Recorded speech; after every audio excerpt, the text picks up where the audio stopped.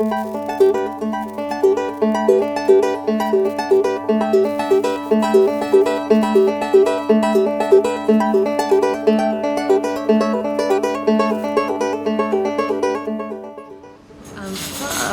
commencé très tôt. Mon premier livre est sorti, a été publié quand j'avais 22 ans. Alors j'ai commencé avant, peut-être au début de l'adolescence. Alors j'ai commencé à écrire, c'est sûr, quand j'étais petit, mais vraiment de faire des poèmes, d'écrire toutes mes préoccupations, tout ça, c'était pendant l'adolescence. Et est-ce qu'il y a des auteurs qui t'ont marqué? C'est sûr, c'est impossible de le dire tout, mais par exemple, je vais dire Samuel Beckett, Fernando Pessoa, Virginia Woolf, mais il y a plein. Je pense que chaque mois, il y a quelques auteurs que je suis super dedans. Et ça change beaucoup. J'aime bien d'avoir plein de références. Comment tu écris tes poèmes? Alors, je vais toujours avec un cahier avec moi, même ici à 7. Et j'écris plein de choses qui me viennent, comme des révélations. Et après, à ma maison, j'essaye de les mettre ensemble, de perfectionner, de faire comme un collage avec tout et faire des poèmes. Mais au début, c'est comme un puzzle, tu sais, des parties différentes. Et après, je mets tout ensemble et je commence à penser à un livre. Mais normalement, c'est dans un cahier, mais pas un poème. Je ne commence pas normalement de début à la fin. J'ai comme des idées et après, je fais la continuation, on va dire, à ma maison, à l'ordinateur. Est-ce que tu es une poétesse de la langue espagnole ou de la langue catalane, ou les deux? En fait, j'écris en catalan, pas en espagnol, parce que toute ma famille est catalane, mes amis sont catalans. Alors, à l'école, j'ai parlé catalan aussi, toute ma éducation a été en catalan. Et c'est la langue que j'ai dedans, c'est la langue de mon cœur, des mamans. Quand j'écris, c'est le catalan qui sort des mamans. Alors, c'est sûr que j'écris en catalan, mais j'ai une traductrice qui a fait les traductions en espagnol, des autres langues aussi, mais j'écris en catalan, même si nous ne sommes pas beaucoup de personnes qui parlent cette langue. Je pense qu'on doit écrire vraiment dans la langue qu'on sent. Comment j'écris mes poèmes? Oui, en fait, je n'ai pas une méthodologie très stricte. Je n'aime pas beaucoup m'asseoir chaque jour 2-3 heures comme ça. Et bon, maintenant je vais écrire de la poésie. Pour moi, c'est pas ça, c'est pas un travail. Alors c'est plus d'avoir comme la lumière qui m'arrive et alors je commence. Et alors ça dépend. Il y a des mois ou des années que j'écris beaucoup. Il y a des autres périodes que j'écris rien. Mais pour moi, ça, c'est pas grave. Je me connais déjà au début, c'était comme oh merde, il fait beaucoup que je n'écris pas. Mais maintenant, j'aime bien de profiter chaque moment, les moments que j'écris et que j'écris beaucoup, et aussi les autres que je n'écris pas, parce que je sais que quand je n'écris, j'écris aussi des poèmes dans ma tête. J'invite des choses, plein de choses, et c'est sûr qu'après ça va sortir quand j'écrirai. Alors il y a une sensation un peu bizarre, mais j'ai la sensation quand je regarde, j'écris. Alors c'est sûr qu'après ça va sortir peut-être depuis un mois, depuis une année, n'importe pas. Mais oui, ça fait comme ça mon écriture, c'est pas super constante. Qu'est-ce que tu penses à propos de la poésie actuelle, catalane et espagnole? Oui, je ne connais plus la catalane quand même, c'est la poésie qui est, comment on va dire, à côté de moi. Et c'est très vivante, il y a plein de noms. C'est extraordinaire, c'est pas parce que je suis dedans que je dis ça. Il y a plein d'experts qui disent ça et je pense que c'est la vérité. Il y a plein de gens qui écrivent de la poésie et aussi il y a une autre chose que c'est intéressant de dire, c'est Il y a plein de femmes qui écrivent. Ça n'était pas comme ça il y a par exemple 20 années. Mais maintenant, il y a plein de jeunes femmes qui écrivent vraiment très bien. Elles sont très très fortes. Elles disent les choses directement, pas des mariposas, tu sais, des choses comme très abstractes. Non, non. On dit directement, ça se perd. Et ça, c'est, je pense, très très important. Est-ce que la poésie est un besoin pour les autres? Je ne sais pas si pour les autres, mais pour moi, c'est sûr. C'est un besoin pour moi, pour connaître, pour décoder, pour me connaître, c'est sûr.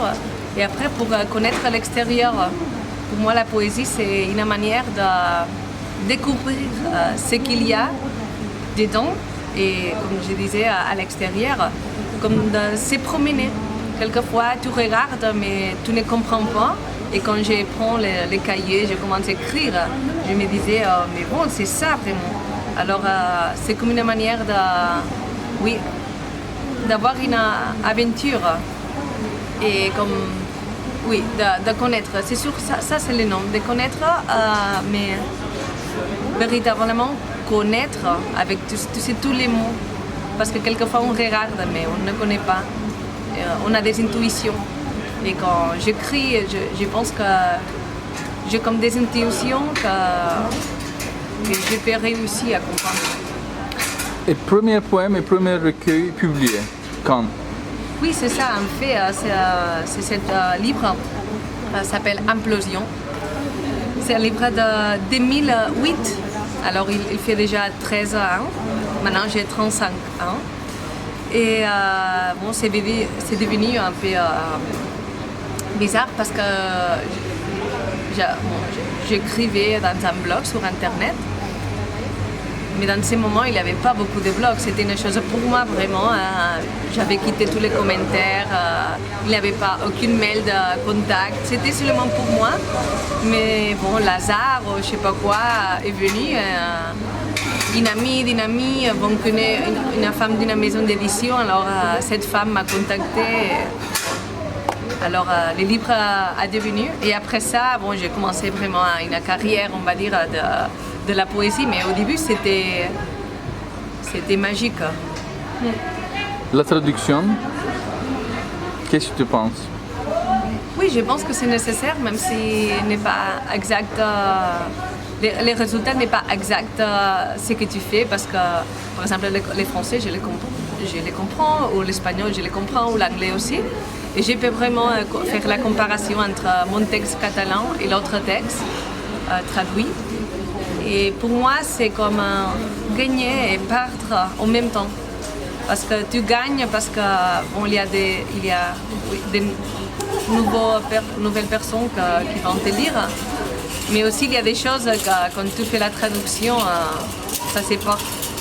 Il y a les rythmes internes, par exemple, du poème. Quand tu changes les mots, ça change aussi. Il y a quelques mots que tu ne peux pas traduire, mais quand même c'est super nécessaire et j'aime bien d'avoir des traductions et aussi de traduire, même si je ne suis pas une traductrice, mais j'ai fait ça à ma maison pour, comme on va dire, pour apprendre sur le monde, pas pour publier. Et j'aime bien de travailler avec des traductions du français ou du espagnol au catalan pour moi. Et on voit vraiment quand on commence à traduire que c'est quelque chose de très difficile de faire la traduction de poésie. Des romans c'est différent, mais la poésie il y a plein de métaphores, plein de choses qu'on ne dit pas, c'est des mots qu'on doit comme y aller mais pas exactement là. Alors traduire de la poésie c'est pas facile. Hipertensió. La pressió sempre ha estat elevada, al nivell en què em moc. Perquè si no risco, no visc. I si no visc, no té sentit escriure. I com viure sense escriure? Així que la pressió sempre ha estat elevada al nivell en què em moc. Perquè vull escriure. I no hi ha escrit sincer, sense que el cap del que escriu exploti. I per això tot el que faig és a pressió i porta problemes. Perquè els problemes són moviment, són lluita, són motor. I per això tot el que faig és a pressió i porta problemes, perquè els problemes són inspiració. I el viure surant, que se'l quedi un altre. Que jo vull menjar terrossos de terra. I la cuirassa transparent, que la vesteixi un altre. Que jo vull enganxar-me els dits a cada porta. Que jo vull entrar un tornado i donar voltes i tirar-me un riu cabalós i que se m'emporti. La probabilitat de quedar-m'hi sempre ha estat elevada al nivell en què em moc. Perquè si vull escriure, he de viure. I no patir per si se'm para el cor. Hypertension. Ma tension s'est toujours trouvée à la hauteur à laquelle je vivais. Car si je ne cours pas de risques, je ne vivais pas. Et si je ne vivais pas, écrire n'a pas de sens. Et comment vivre sans écrire? Si bien que ma tension s'est toujours trouvée à la hauteur à laquelle je vivais, car je vais écrire. Il n'y a d'écriture sincère que si la tête de qui écrire explose. Et tout ce que j'ai fait est sous tension, crée des problèmes. Car les problèmes sont mouvements, lutte, moteur. Et tout ce que j'ai fait sous tension crée des problèmes. Car les problèmes sont inspiration. Et la vie qui consiste à se laisser porter, je la laisse aux autres. Car je vais manger des mots de terre. Et la cuirasse transparente, je les autres s'en habiller. Car je vais me consirer les doigts dans chaque porte. Je vais entrer dans une tornade et virevolter et me jeter dans un fleuve puissant qui m'emporte. La probabilité d'y rester s'est toujours trouvée à la hauteur à laquelle je vivais. Car si je vais écrire, je dois vivre et ne pas craindre que cesse de battre mon cœur. Teoria del caos. A la superfície de la meva pell d'humana hi ha restes de saliva, petons, carícies, mossegades, esperma, xuclets, talls, ferides, cops, llagues, suor, cicatrius, rascades, sang, crostes, blaus, lesions esgarrapades, bufetades, verius, butllofes i cremades. No em calen ni perforacions ni tatuatges. El meu cos és un mapa. Théorie du chaos. À la surface de ma peau humaine, il y a des restes de salive, baisers, caresses, morsures, sperme, suçons, coupures, blessures, coupes, plaies, serres, cicatrices, égratignures, sang, croûtes, bleus, lésions, griffures, gifles, varices, d'ampoules et des brûlures. Je n'ai besoin ni de piercing ni de tatouage. Mon corps est une carte.